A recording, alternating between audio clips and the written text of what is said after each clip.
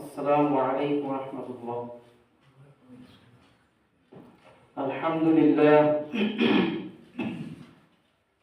الحمد لله رب العالمين والعاقبة للمتقين والصلاة والسلام على أشرف الأنبياء والمرسلين وعلى آله وأصحابه أجمعين. فقد قال الله تعالى في القرآن الكريم والفرقان الحميد: فأعوذ بالله من الشيطان الرجيم. بسم الله الرحمن الرحيم.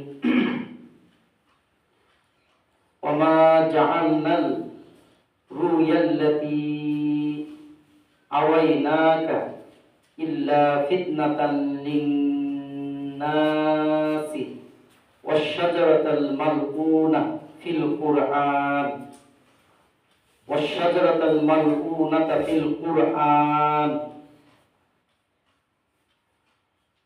وعن ابن عمر رضي الله تعالى عنه قال: قال رسول الله صلى الله عليه وسلم: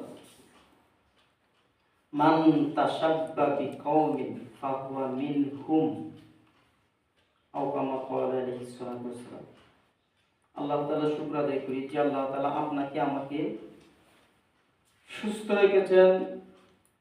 আল্লাহর গণ আহাব্বুল বিলাদি ইলাল্লাহি মাসাজিদুহা, আল্লাহর কাছে প্রিয় স্থান, পছন্দনীয় স্থান, মহব্বতের স্থান মসজিদ সমূহে আমার শক্তি সামর্থ্য নেই, আল্লাহ আমাকে এনেছেন। এই জন্য কালিমাতুশ শুকর আবার করি, আলহামদুলিল্লাহ। প্রিয় উপস্থিতি, এখন পর্যন্ত আমরা সুস্থ আছি, আমাদের মধ্যে সুস্থ সবল শরীর, কোনো অসুস্থতা নাই, কিন্তু আল্লাহর ডাকে সাড়া দিয়েছেন, মৃত্যুবরণ করেছেন। আছে না? অনেক আছে, প্রতি মিনিটে মিনিটে মৃত্যুবরণ করতেছে, সেকেন্ডে সেকেন্ডে, অসংখ্য করি। কিন্তু আমরা গুটি কয়েক আমাদের আয়াত্তাধীন যেগুলা সেগুলো মোটামুটি ভাবে জানি, আর অনেকগুলো জানার বাহিরে থাকে। প্রিয় উপস্থিতি, মুহতারাম হাজিরিন, তো আমাদের একদিন চলে যেতে হবে, সকলে এটা মানি। কুল্লু নাফসিন যায়িকাতুল মাউত, প্রাণ যাদের আছে, প্রত্যেকটা প্রাণ ওয়ালা প্রাণীগুলা সকলেরই মৃত্যুবরণ করতে হবে। আমরা গাছ দেখি, গাছেরও কিন্তু প্রাণ আছে, আছে না? যে বৈজ্ঞানিক বলছিল গাছের প্রাণ আছে, তাকে ফাঁসি বরণ করতে দিয়েছে, পরবর্তীতে গবেষণায় তার কথা প্রমাণ হইল। প্রিয় উপস্থিতি, তাহলে যেগুলার প্রাণ আছে সবাই মৃত্যুবরণ করতে হবে, সেটা আল্লাহর ওয়াদা। যদি আজরাইল আছে, ফেরেশতা, তার দলবল আসে যার কাছে, কিন্তু অনেক সময় অ্যাক্সিডেন্টলি হঠাৎ মানুষ মারা যায়, অসুস্থতা বশত অথবা অসুস্থতা ছাড়া, কুসুটকি দুর্ঘটনা, বা সুস্থ সবল ঘুমন্ত অবস্থায় ছিল, সকালবেলায় সে লাশ হয়ে গেছে, আছে না? কিন্তু এগুলা আল্লাহর পক্ষ থেকে। এখন অ্যাক্সিডেন্ট যে হয়ে গেল হঠাৎ করে, সেটা আমরা মনে করি অ্যাক্সিডেন্ট, এই অবস্থাটা হয়েছে। যদি দুর্ঘটনা না হইতো তাহলে মারা যাইতো না, এই অবস্থা না হইলে। কিন্তু মৃত্যুর সময়টা অবধারিত আল্লাহর পক্ষ থেকে। বলেন কার পক্ষ থেকে?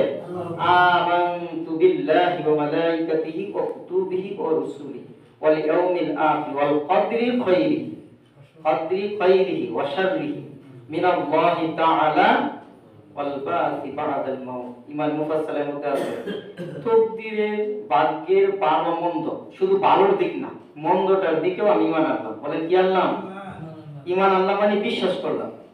প্রিয় উপস্থিতি মুহতারাম হাজিরিন, তো এই জন্য আমাদের সকল সর্বদাই প্রস্তুতি থাকতে হয়। প্রিয় উপস্থিতি মুহতারাম হাজিরিন, রজব মাস চলতেছে, আজকে আরবি মাসের 12 তারিখ, ইংলিশ মাস নতুন নববর্ষ 2 তারিখ। ইংলিশ মাস আজকে 2 তারিখ না, 2 জানুয়ারি মাস। কিন্তু বিশেষত সকল ক্ষেত্রে, মাদ্রাসা শুধু বাদ নয়, সকল ক্ষেত্রে বর্তমান ইংলিশ মাসটাই বেশি অগ্রগণ্য হিসাবে, কিন্তু আরবি মাসটা হিসাব হয়। বিশেষত আমাদের বাংলাদেশের বাহিরেও এটা প্রচলন আছে, শুধু কওমি মাদ্রাসা বেশি গুরুত্ব দেয় না। ফলে কোন মাদ্রাসা? কওমি মাদ্রাসা আরবি মাস চাঁদের, যেটা আমরা মনে করি চাঁদের হিসাব করা হয়। প্রিয় উপস্থিতি মুহতারাম হাজিরিন, যে মাসই হোক না কেন, কোরআন কারীমের সূরাতুল তওবার 36 নং আয়াত দ্বারা বোঝা যায়, মাস যেটাই হোক না কেন, দুনিয়াতে আমরা যেভাবে মাস ধরি, বাংলা মাস, ইংলিশ মাস, জানুয়ারি ফেব্রুয়ারি, বাংলা ধরি বৈশাখ জ্যৈষ্ঠ, যেগুলো বলি সেগুলো মূলত আল্লাহর গণনা অনুযায়ী, আল্লাহর আয়াতের সূত্র অনুযায়ী নেওয়া হয়েছে। সুবহানাল্লাহ। সূত্র মানে মেইন বিষয়, মৌলিক বিষয়, সেটা কোরআন থেকে। তাহলে আল্লাহর কাছে গণনার মাসও সূরাতুত তাওবার 36 নং আয়াত দ্বারা বোঝা যায়, ইন্না ইদ্দাতাশ শুহুরি ইনদাল্লাহি 12 শাহরান ফি কিতাবিল্লাহি ইয়াওমা খালাকাস সামাওয়াতি ওয়াল আরদ। এই আয়াত দ্বারা বোঝা যায় যে আল্লাহ তাআলার কাছে গণনার মাস 12টি মাসই এক বছর। বলেন কয়টি মাস? সূরা তাওবা 36 নং আয়াত। তাহলে 12 মাস এক বছর, কিন্তু দুনিয়ার গণনা আর পরকালের গণনা, আল্লাহর গণনা কিন্তু সমান নয়। আল্লাহর গণনা বলা হয়েছে কিয়ামতে হাসরে কোন মানুষ দাঁড়ানোটা থাকাও হবে আমাদের দুনিয়ার সমপরিমাণ নয়, হাজার হাজার, বলা হয়েছে 50,000 বছরের সমান এমন একটা দিন হবে। সুবহানাল্লাহ, সুবহানাল্লাহ কই, আল্লাহর পক্ষে সম্ভব না? হাদিসে রয়েছে আলফা সানা, 1000 বছরের সমান একটা পরকাল হবে। আমরা যেটা পরকাল, জান্নাত জাহান্নাম মনে করি, দুনিয়ার 1000 বছরের সমান। তাহলে একদিনের শাস্তি ভোগ করার ক্ষমতা, শক্তি আপনার আমার নেই, আছে? প্রিয় উপস্থিতি, এই রজব মাস নবী বলতেন, তাহলে আমরা বলতে দ্বিধা কেন? নবী বলতেন কেন? দেখেন ছোট্ট একটা ঘটনা। নবীর একজন ভাইয়ের নাম আব্দুল্লাহ, মানে চাচাতো ভাই, বাবার নাম পুত্রের নামের সাথে মিল, সাহাবারা কেরাম এভাবে রাখতেন। আব্দুল ইবনে উমর, আব্দুল ইবনে জুবাইর, এমন।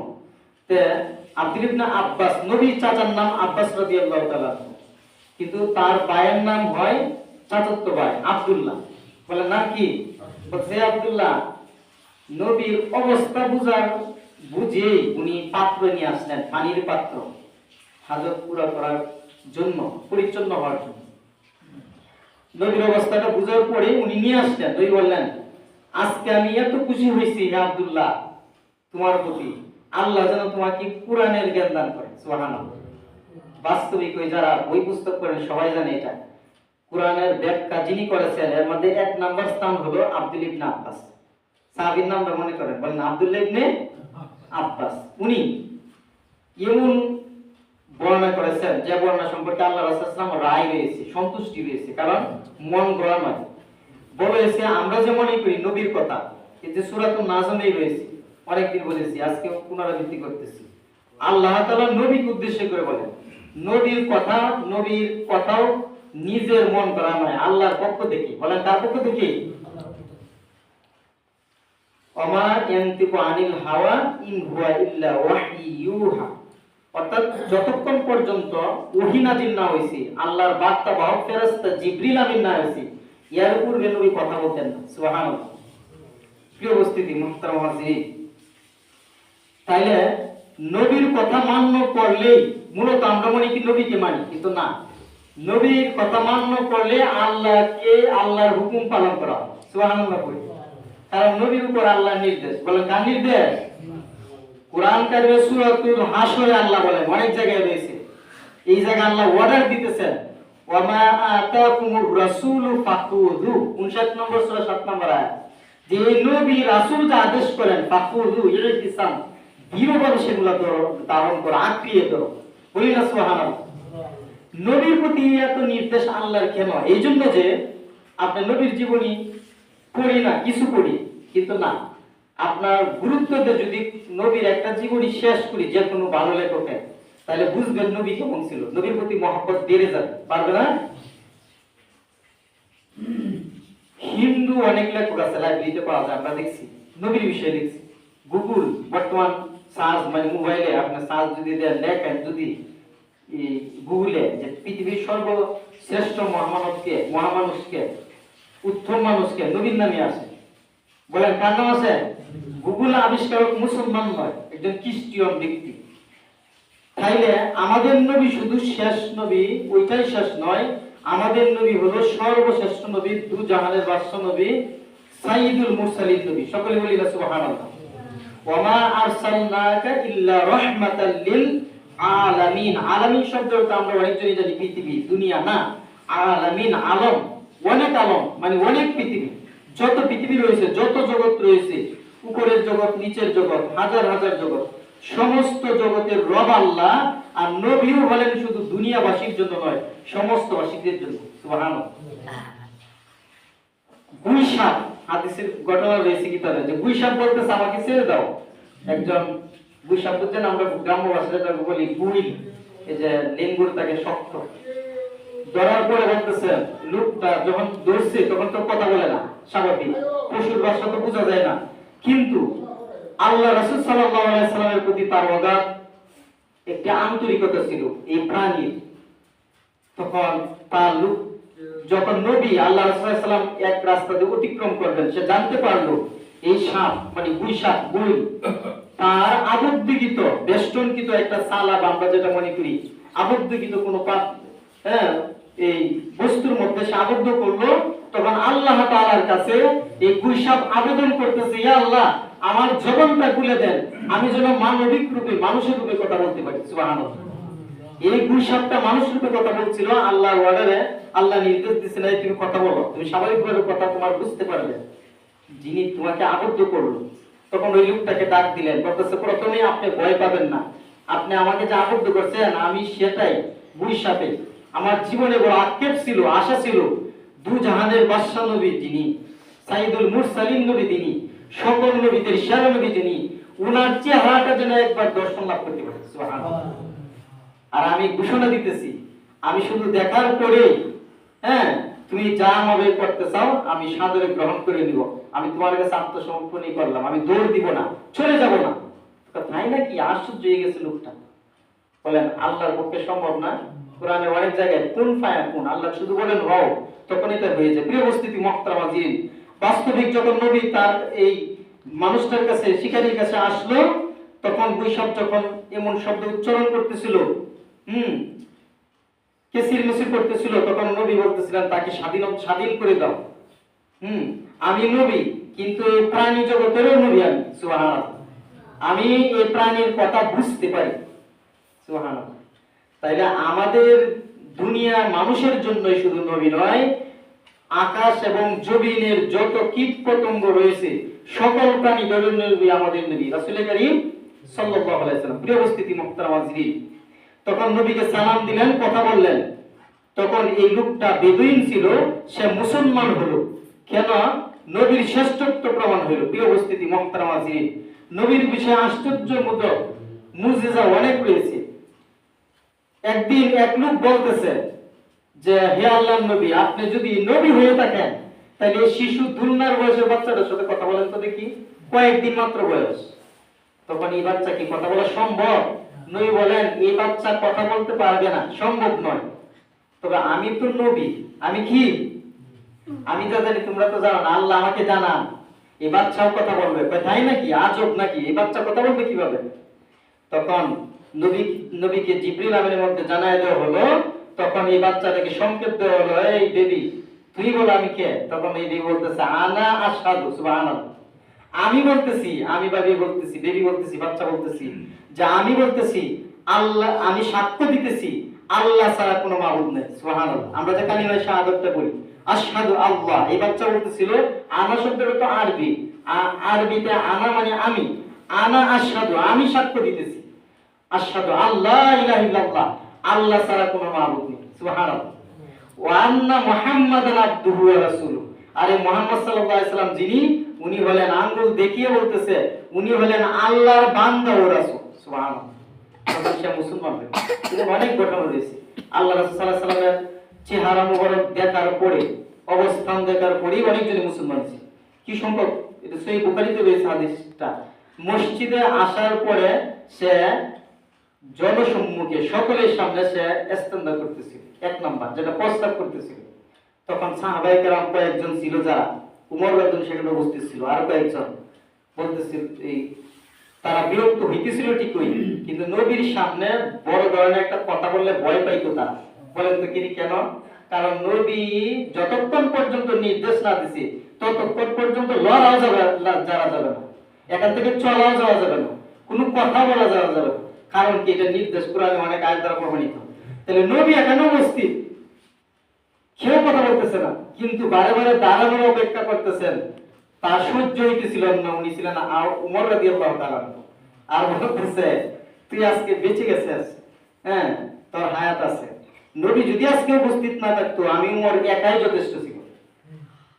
সর্বশেষে সাহাবায়ে কেরামদের নির্দেশ দিলেন নবী মসজিদ পরিচ্ছন্ন করার জন্য, পরিষ্কার করার জন্য। কেন? মসজিদ আল্লাহর ঘর। যে লোকটা আসছে সেই লোকটার কাছে তো মসজিদের আদর, মসজিদের সম্মান, মসজিদের পবিত্রতা তো তার জানা নাই, তাকে জানাইতে হবে। বলেন কি করতে হবে? নবীর মহামানবতা দেখার বয়সে মুসলমান হইল। সুবহানাল্লাহ। ইসলাম এই শিক্ষা দেয়। নবীর শিক্ষা হলো সর্বশ্রেষ্ঠ শিক্ষা। নবীকে আল্লাহ তাআলা জাহান্নাম জান্নাতের অনেক কিছু দেখিয়েছেন। যে বর্তমান যে মাসটা চলতেছে, এই মাসে নবীকে মেরাজ করিয়েছেন আল্লাহ রাসূল সাল্লাল্লাহু আলাইহি সাল্লামকে। এই মেরাজ রজনীতে আল্লাহ তাআলা যখন ঊর্ধ্বগমনে নবীকে নিয়ে দিলেন, নবীকে জান্নাত দেখাইলেন। বলেন কি দেখাইলেন? জাহান্নাম দেখাইলেন। আমরা নবীর কথা, বিশেষত মুসলমান আমরা যারা সব কথায় বিশ্বাস করি, মানি না, নিজেকে গুনাহগার মনে করি, এমন না বিষয় না?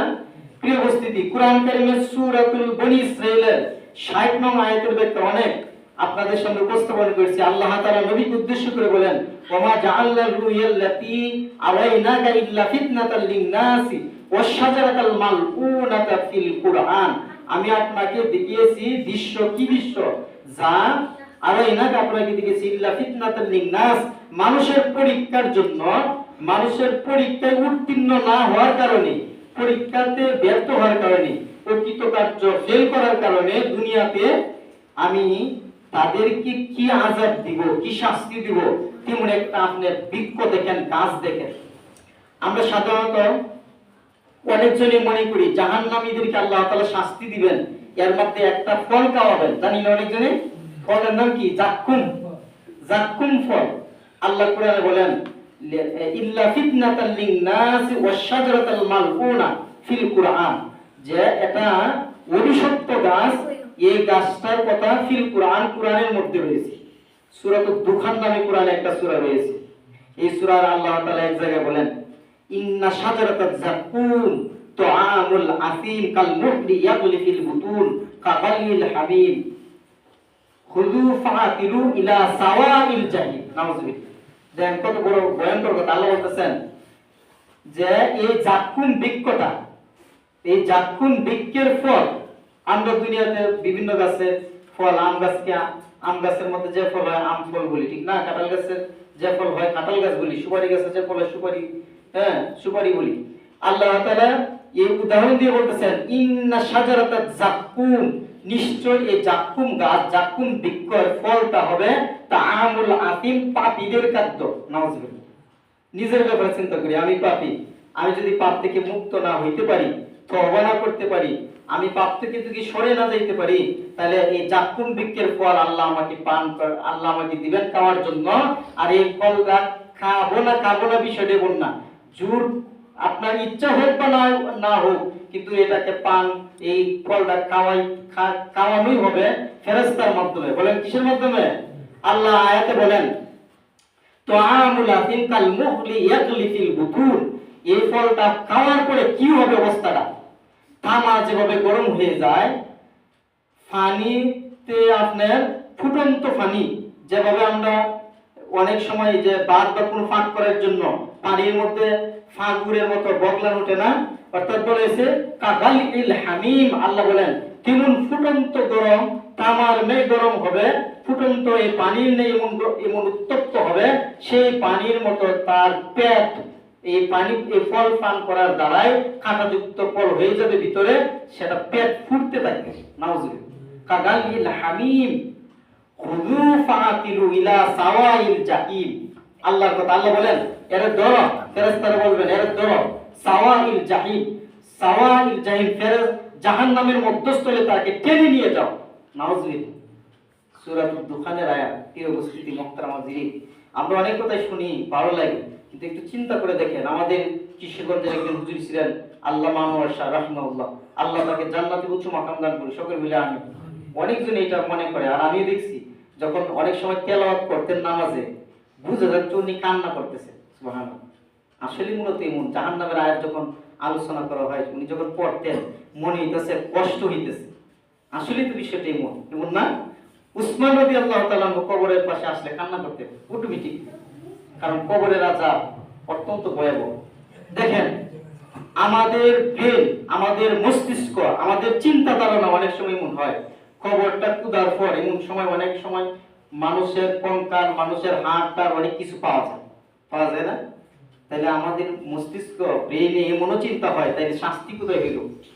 শাস্তি বিভিন্ন রকম, আলমে বরজাত কবরের জগৎ। এই শাস্তিটা আল্লাহ যে কোনো জায়গায় দিতে পারে, কিন্তু হাদিসে রয়েছে কবরের শাস্তি আছে, মাটির চাপ রয়েছে, কবরের মধ্যে মুনকার নাকিরের প্রশ্ন রয়েছে। সেটা আপনি কবর খুঁজে দেখলেন, তাকে প্রশ্ন করে কিনা, বিষয়টা এমন নয়। আল্লাহ এই জায়গায় দিতে পারেন, এই জায়গায় ভিন্ন অন্য একটা জায়গায় দিতে পারেন, কিন্তু শাস্তি ঠিক হয়ে রয়েছে, শাস্তি ঠিক হয়ে রয়েছে। সূর্য যেমন সত্য আমরা দেখতে পাই, এখন দেখতে পাচ্ছি, দিন যেমন সত্য, আপনার আমার সামনে যেমন সত্য, এর চেয়েও মহাগুণ সত্য হলো নবীর কথা। বলেন কার কথা? অনেক মানুষ স্বপ্নে নবীকে দেখে অনেক কিছু দর্শন লাভ করে। এমনও মানুষ আছে নিজে মারা যাওয়ার পূর্বেই জান্নাত দেখে, আছে হাদিসে ঘটনা হয়েছে, এমন অনেকজন রয়েছে আল্লাহ বলি বুজুর্গ, মারা যাওয়ার পূর্বে অনেক নিদর্শন দেখে। প্রিয় উপস্থিতি মুহতারাম হাজিরিন, তো আমরাও বিশ্বাস করি ঠিক হয়, কিন্তু আসুন বিশ্বাস যেহেতু করি, মান্য করব আল্লাহ এবং নবীর তরিকা। বলেন কার তরিকা? আল্লাহ এবং নবীর তরিকা। মেরাজ হয়েছে নবী, কিন্তু কিভাবে হয়েছে? আল্লাহর পক্ষেই সম্ভব। কোরআনে অনেক আয়াত রয়েছে। অনেক বাংলাদেশের একটা সম্প্রদায় রয়েছে, তারা এই মেরাজটা কোরআনের আয়াত দ্বারা প্রমাণ নাই, এই জন্য তারা বিশ্বাস করে না। নাউজুবিল্লাহ করি। আমাদের বাংলাদেশে অনেক মানুষ রয়েছে। আল্লাহ তাআলা কোরআন কারীমের সূরাতুল নাম হলো নাজম, সূরা নাজমের এক জায়গায় বলেন, দেখেন একটা আয়াত তো অস্বীকার করার বিষয় না। সূরা নাজমের 53 নম্বর সূরায় 9 নং আয়াতে আল্লাহ বলেন ফাকানা কাবা কাউসাইনি আও আদনা। যারা কোরআন পড়ি তারা জানে আয়াত, কোরআন কারীমের আয়াত, সূরা নাজমের 9 নম্বর আয়াত। আল্লাহ বলেন ফাকানা কাবা কাউসাইনি আও আদনা। সুবহানাল্লাহ। আল্লাহ বলেন আল্লাহ এবং নবীর মধ্যে, আল্লাহ এবং ফেরেশতার মধ্যে ব্যবধান কতটুকু ছিল? বর্তমান সময়ে নেই, আগের সময়ে ছিল। যারা তীর ধনুক দিত, তীর ধনুক কাউসাইনে, দুই ধনুকের নেয়, মানে একটা তীর চাললে যেমন ধনুক সিস্টেম হয়, আমরা বর্তমানে এগুলা তো প্রচলন নাই দেশে। তখনকার সময়ে যে ধনুক ছিল, এই ধনুকের কাছাকাছি অর্থাৎ কয়েক হাতের ব্যবধান, এমন ব্যবধান ছিল আল্লাহ এবং নবীর মাঝে। সুবহানাল্লাহ। আল্লাহ বলেন ওয়ালাকাদ রাআহু নাজলাতান উখরা। জিবরিল আমিন এত বিকট দেহ, এত বিশাল দেহ, সেটা আল্লাহ আরেকবার দেখাইলেন। সেটা কোথায়? রাআহু নাজলাতান উখরা, আরেকবার সেটা ছিল সিদরাতুল মুনতাহা, উপরের জগৎ, আকাশ, সাত আকাশের উপরে। ইনদাহা জান্নাতুল মাওয়া ইয ইয়াগশাল সিদরাতুল মা ইয়াগশা মা জাগাল কুবরা। মানে কোরআন কারীমে সূরাতুন নজমে রয়েছে যে সিদরাতুল মুনতাহায় আল্লাহর নবীকে আল্লাহ নিয়ে গেলেন। সিদরাতুল মুনতাহা তো নিচে না, সিদরাতুল মুনতাহা উপরের জগৎ। বলেন কোথায় জগৎ? উপরের জগৎ। সেটা হলো সাত আকাশ। আমরা যে মানি, আমরা যে বিশ্বাস করি, আকাশ রয়েছে 7টি। বলেন আকাশ কয়টি? সাবআতু সামাওয়াত, 7টি আকাশ। এক একটি আকাশের দূরত্ব মোটা পুর অনেক বিশাল। দুনিয়ার দিকে প্রথম আকাশের দূরত্ব বৈজ্ঞানিকের মতে, সায়েন্টিফিকের মতে নেই। মুসলিম বৈজ্ঞানিক ছাড়া অন্যান্য বৈজ্ঞানিকরা যেহেতু যেগুলা দেখা যায় না অদৃশ্য অনেকজন বিশ্বাস করেন না, কিন্তু আমরা মুসলমান আমরা তো বিশ্বাস করি আল্লাহর হুকুম, আল্লাহর বাণী, নবীর তরিকা এগুলা রয়েছে। নবী হাদিসে বলেন, তিরমিজি শরীফে হাদিসে রয়েছে, জমিন থেকে প্রথম আকাশের দূরত্বটা কতটুকু বৈজ্ঞানিকের কোনো যন্ত্রপাতিতে সম্ভব নয়, কিন্তু সেটার দূরত্ব নবী বলে দিয়েছেন সেটার দূরত্ব হলো বারকুন শব্দের অর্থ থেকে এই বর্তমান সময় আমরা যে বিদ্যুৎ মনে করি, বিদ্যুৎ আবিষ্কার 1,86,000 মাইল প্রতি সেকেন্ডে। বলেন প্রতি সেকেন্ডে কত? 1,86,000 মাইল। এই বারকুন নবী যে যানবাহনটাতে গিয়েছিলেন আকাশের জগতে আল্লাহর কাছে সাক্ষাৎ করেছিলেন মেরাজ রজনীতে, সেটার এই গতি অনুযায়ী কোন মানুষের সময় লাগবে 500 বছর। বলেন কত বছর? আমাদের নবীর হায়াত ছিল 63 বছর। সবাই বলি কত বছর? 622 খ্রিস্টাব্দে নবীর মক্কা থেকে মদিনা হিজরত হয়েছে। 621 খ্রিস্টাব্দে নবীর এই মেরাজের ঘটনা হয়েছিল। 53 বছর বয়সে নবী। এই নবীকে যখন আল্লাহ তাআলা উপরে যখন তিনি নিয়েছিলেন তখন গতিটা ছিল বিদ্যুতের চেয়ে আরো গতি, অর্থাৎ বিদ্যুতিক গতি বর্তমানে 1,86,000 মাইল প্রতি সেকেন্ডে। আর নবীর সেই বারকুনের গতি ছিল বর্তমান বিদ্যুতের গতির চেয়ে আরো দ্বিগুণ। সুবহানাল্লাহ।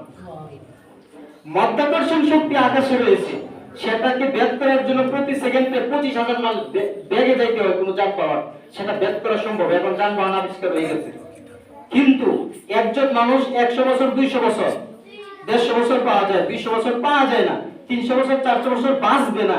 এই বিদ্যুতের গতিতে যানবাহন তৈরি হইলেও 500 বছর পর্যন্ত যাওয়া সম্ভব নয়। সম্ভব? আকাশের নিচে ছায়াপথ অসংখ্য রয়েছে। এক একটা ছায়াপথের দূরত্ব কতটুকু জানেন? এক একটা ছায়াপথ দুনিয়া থেকে প্রথম যে আমরা দেখি চাঁদ, এটা 3 লক্ষর উপরে। সূর্যের দূরত্ব হলো 9,30 লক্ষ মাইল উপরে। এর চেয়ে দূরত্ব হলো অনেক গ্রহ উপগ্রহ রয়েছে, অসংখ্য স্টার। প্রিয় উপস্থিতি, ছায়াপথের দূরত্ব হলো দুনিয়া থেকে প্রতি সেকেন্ডে 1,86,000 মাইল প্রতি সেকেন্ডে। এই গতিতে 1 বছর পর্যন্ত কোনো যদি যানবাহন যাইতে পারে, আর এইভাবে 1 বছর পর্যন্ত যানবাহন গিয়া যেটা স্থান পাবে, যেখানে অবস্থান করবে, তার অবস্থান হলো ছায়াপথ। সুবহানাল্লাহ। এই ছায়াপথ তাহলে কত দূরত্ব আছে? আকাশে, প্রথম আকাশের নিচে অসংখ্য নক্ষত্র রয়েছে, সেগুলো ভেদ করা সম্ভব নয়, কিন্তু আমাদের নবী গিয়েছিলেন। কোরআন হাদিসে প্রমাণ রয়েছে, আমরাও বিশ্বাস করি। কোরআন কারিমে সূরাতুল বনী ইসরাঈল প্রথম নম্বর আয়াত প্রমাণ, বনী ইসরাঈলের 60 নম্বর আয়াত প্রমাণ, সূরাতুন নজমের 5টি আয়াত প্রমাণ রয়েছে, 13 থেকে 18 নম্বর আয়াত। এতগুলো আয়াত থাকার পরেও কে যদি বিশ্বাস করে নবীর মেরাজটা হয়েছিল না, তার ঈমান থাকবে না? নাই বলেন? থাকবে। আমরা বিশ্বাস করি কেন? নবী বলেছেন, আল্লাহ কোরআনে বর্ণনা করেছেন এই জন্য।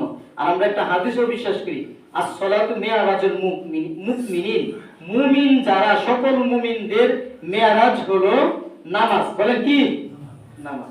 5 ওয়াক্ত নামাজ যদি পড়া হয়, আল্লাহর সাথে কথাবার্তা হয়, আল্লাহর সাথে কথা বিনিময় হয়। আমরা যখন পড়ি আলহামদুলিল্লাহি রাব্বিল আলামিন, আল্লাহ বলতে থাকে, হ্যাঁ, হামিদানি আব্দি, আমার বান্দা আমার গুণকীর্তন করতেছে। সুবহানাল্লাহ। কত বড় দামি কথা না? আর রহমানির রহিম, যিনি দয়ালু, পরম দয়ালু, অসীম দয়ালু, রহমানের রহিমের মালিক যিনি, আল্লাহ বলেন আসনা আলাইয়া আব্দি, আমার বান্দা আমার গুণকীর্তন করতেছে। কাসামতু সালাত বাইনি ওয়া বাইনা আব্দি ইসরাইনি ওয়ালি আব্দি মা সাআ। যারা প্রকৃতপক্ষে নামাজ পড়ে, যারা প্রকৃতপক্ষে মুমিন, উনি মনে করে আমার এই নামাজটা যদি শেষ নামাজ হয়ে যায়, তাইলে আমার এই নামাজটা গুরুত্ব দিতেই হবে। বলেন গুরুত্ব দিতে হবে। উনি মনে করে, হাদিসে রয়েছে, প্রথম মনে করবা তুমি আল্লাহকে দেখছো, ওইটা সম্ভব নয়, তাহলে আল্লাহ আমাকে দেখতেছেন। বলেন কে দেখতেছেন? প্রিয় উপস্থিতি মুহতারাম হাজিরিন, সংক্ষেপ করতেছি, একটি হাদিস আপনাদের সামনে উপস্থাপন করেছি। হাদিসটা হলো প্রাসঙ্গিক নিয়ে। আমাদের আজকে এই বর্তমান হিসাব অনুযায়ী সারা পৃথিবীতে ইংলিশ যেটা আমরা জানি, আজকে 2 তারিখ আমাদের হিসাব দেশের মধ্যে যেটা প্রচলিত ইংলিশ তারিখ, আজকে জানুয়ারির 2 তারিখ। বলেন জানুয়ারি কয় তারিখ? 2 তারিখ। প্রত্যেক সমাজের মধ্যে যারা অজ্ঞ, যারা জানে না আর যারা জানে সমপরিমাণী ভাবে চলতেছে। জানেও না যে হ্যাপি নিউ ইয়ার এটা একটা ইসলামিক আইন নয়, ইসলামিক আইনে সেটা বৈধ, ইসলামিক এটা সমর্থন করে না। অনেকজনে জানলেও মানি না, বিষয় যেমন না। দেখেন, আমি শুধু কোরআন এবং হাদিস থেকে উদ্ধৃতি দিয়ে কথা বলার চেষ্টা করি। আল্লাহর নবী সাল্লাল্লাহু আলাইহি সাল্লাম আবু দাউদ শরীফের হাদিসে বলেন, ইবনে উমর রাদিয়াল্লাহু আনহু, উমর রাদিয়াল্লাহু আনহু ছিলেন আব্দুল্লাহ, উনি অনেক হাদিস বর্ণনা করেছেন। উনি বলেন, قال رسول الله صلى الله عليه وسلم মান তাশাব্বা বিকাউমিন ফাহুয়া মিনহুম, যে ব্যক্তি বিকাউমিন কোন জাতি, কোন গোষ্ঠী, কোন সম্প্রদায় ইয়াদের সাথে সামঞ্জস্য রাখে কোন কাজ করবে, ফাহুয়া মিনহুম, সে তাদের অন্তর্ভুক্ত, সে ইহুদি হয়ে যাবে, সে খ্রিস্টান হয়ে যাবে, সে হিন্দু হয়ে যাবে। কেন হয়ে যাবে? তার জাতির সাথে মতাদর্শ অনুযায়ী জীবন চলাইছে। নাউজুবিল্লাহ করি, ভয়ঙ্কর কথা, নবীর কথা আবার বলতেছি। নবী বলেন, যে যে জাতির সাথে সামঞ্জস্য রাখলো সে তার দলভুক্ত হয়ে গেল। নবীর এই কথা মহাসত্য। কিয়ামতের আগে নিজের চোখে জাহান্নাম দেখাবে আল্লাহ মৃত্যুর পূর্বে, আর তখন তার রহমতের ফেরেশতা থাকবে না। সূরা হামিম শেষের আয়াত দ্বারা প্রমাণিত। আর যদি রহমত থাকে, ভালো আমল থাকে, আল্লাহর পক্ষ থেকে ঘোষণা হবে ফেরেশতার মাধ্যমে, লা আল্লাহ তাখাফু ওয়া লা তাহজানু, তোমার ভয়ও নাই, তোমার চিন্তাও নাই। সুবহানাল্লাহ। সূরা হামিম শেষের আল্লাহ তাখাফু ওয়া লা তাহজানু। তাহলে আসুন আল্লাহর হুকুম তো মানব, নবীর তরিকায়, আর বেদাত অন্যায় যত কাজগুলো আছে এগুলা বর্জন করব ইনশাআল্লাহ। নবী বলেন, জিবরিল আমিনকে, এটা কিসের শাস্তি আমাকে যে দেখাইলো? কইতেছে কিসের? আমি দেখতে পাইলাম কি সংখ্যক মানুষদের তারা জিহ্বাগুলো কাটতেছে। কইতেছে নিজের জিহ্বা নিজে কাটা সম্ভব না, তাহলে কাটতেছে কেন? নবীকে জিবরিল আমিনে বলতেছেন, আপনাকে পরকালে জাহান্নামে কাদের শাস্তি হবে, যে এক ধরনের মানুষ যার কথা কাজে মিল নাই, বক্তৃতা দিতে সুন্দর কিন্তু নিজের মধ্যে আমল নাই, আছে না? অসংখ্য অবিদিত, অর্থাৎ এমন বক্তা কথা বলতো কিন্তু নিজে আমল করতো না। কি শাস্তিটা দিবে আল্লাহ আপনাকে নিজের চোখে দেখাইছেন। সুবহানাল্লাহ, নাউজুবিল্লাহ। তাহলে আসুন আরেকজনের চিন্তা করার আগে নিজের চিন্তা আগে করি। আমি জাহান্নামের আগুন থেকে বাঁচবো, আমল করব, বলি ইনশাআল্লাহ। নবীর সুন্নাহ প্রতি পদে পদে রয়েছে, সুন্নাহ আমল করব, বলি ইনশাআল্লাহ। আর সর্বশেষে একটা আদবের কথা বলি। মসজিদে আয়েশা, এই যে বাচ্চারা এমন করতেছে, একজন একটু সংক্ষিপ্ত পাই যাও। মসজিদে আয়েশা বাচ্চা, ছোট বাচ্চা সহ, আমরা বাংলাদেশে কম কিন্তু বাহিরে এগুলো প্রচলিত আছে, কোনো বাধা হয় না, মানে এদেরকে নিয়ে আসে অভ্যাস করার জন্য, মসজিদে নিয়ে আসে। কিন্তু আমাদের এলাকায় বেশি অংশ হয়, বিরক্ত হই আমরা, ঠিক না? এক লোক প্রশ্ন জিজ্ঞাসা, হুজুর ফুলাহানে যেমন করে আমার নামাজ কি হবে? বলে আপনার নামাজ হবে, সমস্যা নাই। ফুলাহানে যদি আপনাকে ঠানেও, এমনকি আপনার সামনে বৈশা পড়ছে বা আপনি সেজদা দিতে পারতেছেন না, এক হাতে সরায় নামাজ হয়, জানেন না অনেকজনে? এক হাতে সরায়ও নামাজ হয়, অর্থাৎ দুই হাত না, এক হাতে সরাইলেন, আপনি আপনার নামাজের স্থানে আইসা অন্যান্য আমলগুলো করলেন, যত আমলগুলো যে নিয়মে আছে, আপনার নামাজের কোনো ক্ষতি হবে না, নামাজ বন্ধেরও কারণ নেই, তবে আমলে তাসিক যেন না হয়।